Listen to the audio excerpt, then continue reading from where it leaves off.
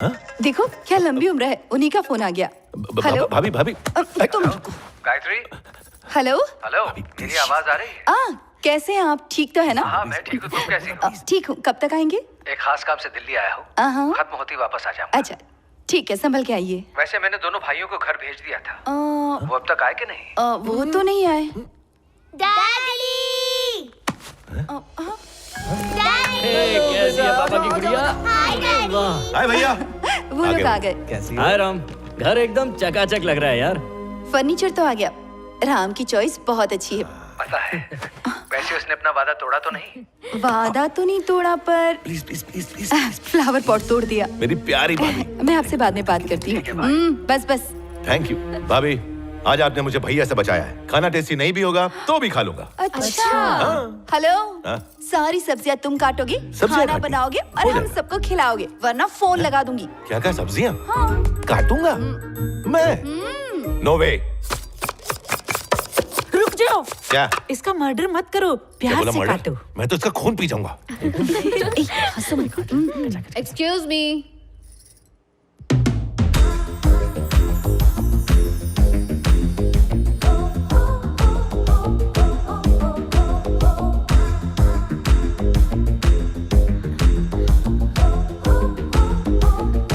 हाय hi. Hi hi. मेरा देसी नाम गुलाबो है और मेरा अंग्रेजी नाम पिंकी है। मेरे डैड इंडियन है और मेरी मॉम अमेरिकन, और मैं तुम्हारी पड़ोसन हूँ, इसीलिए मैं इंट्रो देने आ गई। Actually today is my birthday. Happy birthday. हाँ थैंक यू। पब में पार्टी रखी थी, बट बजट में नहीं बैठ रहा था, इसलिए क्लब हाउस में रखी है। मेरा बर्थडे है ना, इसलिए थोड़ा डांस वांस भी करूंगी। मैं एक्चुअली थोड़ी मॉडर्न हूँ, लेकिन तुम लोग मुझे बहन जी और भाभी टाइप्स लग रहे हो। बट पड़ोसी हो ना, आ जाना। ठीक है। ओ हेलो कुक। तुम भी आके पार्टी में कुछ खा पी लेना, और सिर्फ खा के निकलना मत। जब मैं नाचूंगी ना तो तालियां बजा बजा के अपने हाथ लाल कर लेना, चीयर अप करना, उससे मुझे एनर्जी मिलती है। और कितनी एनर्जी चाहिए? बाबूलाल सुनो, ये गमछा लटका के मत आ जाना, और तुम लोग भी खा पी के निकलना मत, चीयर अप करना। Bye bye. 2 टके की छोकरी ने हमारे राम बाबू को कुक बोल दिया।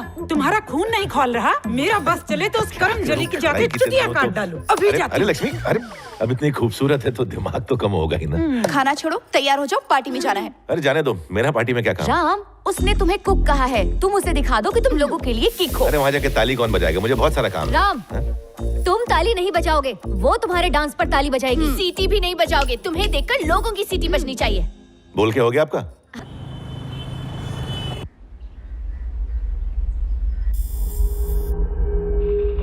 अलर्ट अलर्ट, सीएम की गाड़ी निकल चुकी है। अलर्ट अलर्ट सर, रास्ता साफ है। कम कम, आराम से आराम से आराम से। अरे क्या होगा तुझे? अंकल मुझे पढ़ाई नहीं करनी, मैं आपकी तरह सब्जी काटूंगा। अरे सब्जी काटने के लिए 2 लोग क्यों? मैं हूं ना, चल अब।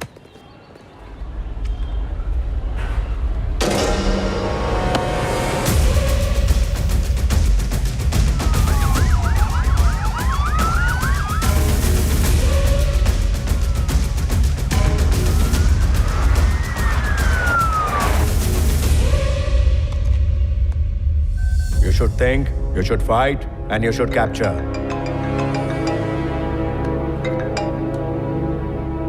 हेलो सर, हमें जिसकी तलाश थी वो हैदराबाद में। हैदराबाद में? वो वहाँ क्या कर रहा है? नो आइडिया सर, वो 500 मीटर की रेंज में है। उसे ठोक दूं क्या? अबे रुक, वो साला फैमिली पैक में चाहिए, समझा? Track him down. Very good. जो डॉक्यूमेंट्स चाहिए थे वो सब हैं। Okay ma'am. इनके पिछले स्कूल के रिकॉर्ड्स भी अच्छे हैं। फीस भर दीजिए और कल से इन्हें स्कूल भेज ओके जी। दीजिए। बाय द वे, इनके फादर आईएएस ऑफिसर है ना वो? जी। कौन से डिपार्टमेंट में? He is posted as chief election commissioner. इस वक्त बिहार में पोस्टेड है। ओके।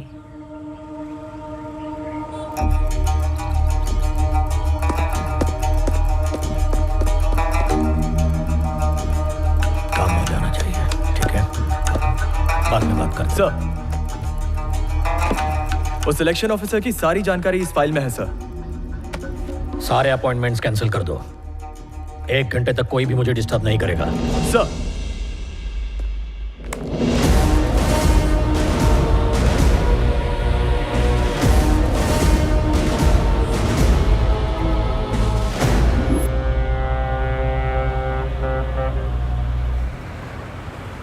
विशाखापट्टनम चुनाव की वजह से यहाँ का माहौल गर्म हो गया है।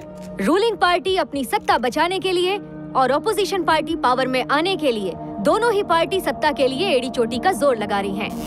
नमस्कार। नमस्कार। नमस्कार। कैसे हैं आप लोग? हाँ ठीक है। आओ इधर आओ। ये है हमारी पार्टी के उम्मीदवार।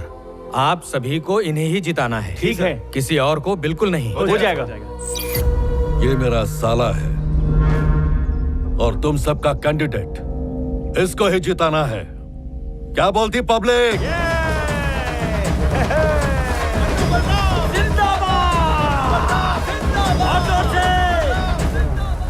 इस माहौल को कंट्रोल करने के लिए सरकार ने एक कदम उठाया। उन्होंने भुवन कुमार को स्पेशल इलेक्शन ऑफिसर नियुक्त किया है। ये वो ऑफिसर हैं जिन्हें कश्मीर, छत्तीसगढ़ और नागालैंड जैसे राज्यों में शांतिपूर्ण चुनाव करवाने की वजह से राष्ट्रपति पुरस्कार से सम्मानित किया गया था। आपको बता दें वो इसी शहर के हैं। इसी वजह से दोनों पार्टियों की नींदें उड़ी हुई हैं।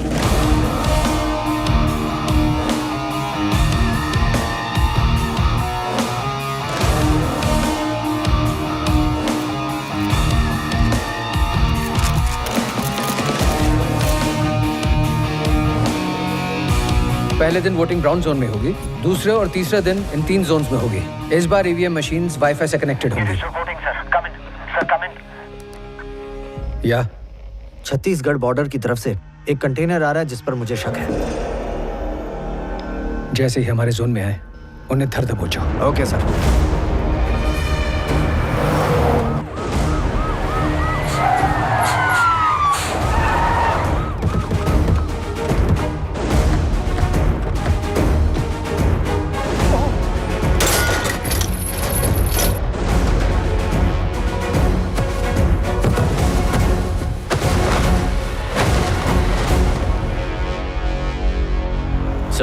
कंटेनर पकड़ा गया। जब्त कर लो। मेरा बुढ़ा बाप हमेशा एक बात बोलता था कि दबदबा बनाने के लिए चाकू में धार और नोटों की भरमार होनी चाहिए। मेरे पास दोनों हैं। तुम मुझे वोट दो, मैं तुम्हें नोट दूंगा। भाई जी, उन्होंने हमारा माल पकड़ लिया। बलराम। रुकिए सर, सर बिजी है।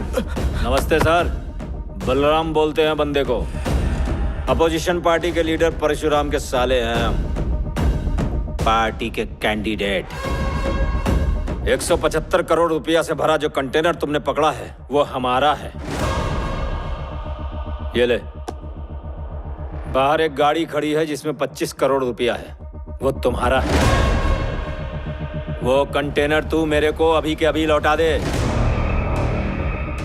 उस कंटेनर में नोट नहीं है ऑफिसर, मेरी पार्टी के वोट है। लौटा दे।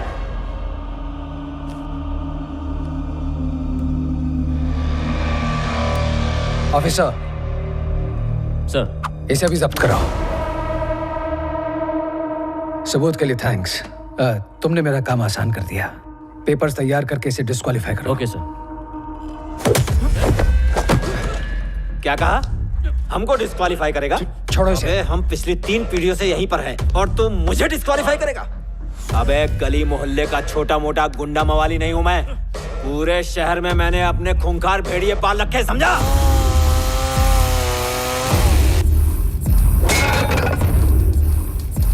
वो सारे लोग मेरे इशारे का इंतजार कर रहे हैं। मेरा इशारा मिलते ही लाशें बिछ जाएंगी, जिसमें तेरी फैमिली भी होगी। क्या हुआ? हवा निकल गई ना? मैं जो चाहूंगा बस वही होगा। तू कंटेनर भी वापस करेगा, मैं इलेक्शन भी लड़ूंगा और मेरा ही झंडा ऊपर होगा। दम है तो रोक के दिखा।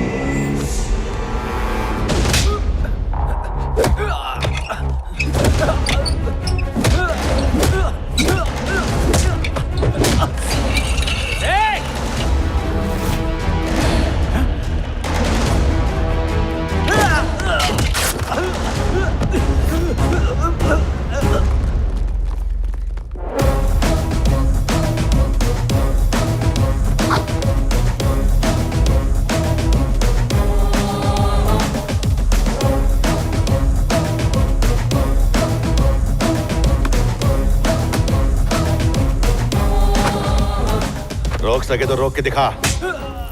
हमारे इलाके को हलवा समझा है जो कोई भी अगर आके खा जाएगा। जिगर का टुकड़ा है। जनता चाहे तो कोई भी झंडा लहरा सकती है, और अगर जनता की हट जाए तो उसी झंडे का डंडा घुसेड़ सकती है। इधर इज्जत से आने का और इज्जत से जाने का। आंख नीचे कर। क्या कर रहा है? ये सब क्या है सर? ये पार्टी उम्मीदवार है सर, परशुराम का साला है। भले ही आज का ऑपोजिशन लीडर है, लेकिन आने वाले कल का सीएम हो सकता है। कानून के मुताबिक उसे मारने के जुर्म में मैं उसे गिरफ्तार करने वाला था, लेकिन परशुराम ने मना कर दिया। मुझे लगता है उनके दिमाग में कुछ और ही चल रहा होगा। वो उसे छोड़ेंगे तो नहीं। ये इलेक्शन का टाइम है, शायद इसीलिए वो चुप बैठा है। आपके भाई को खतरा हो सकता है सर। तो क्या करें? मैं परशुराम से बात करता हूं।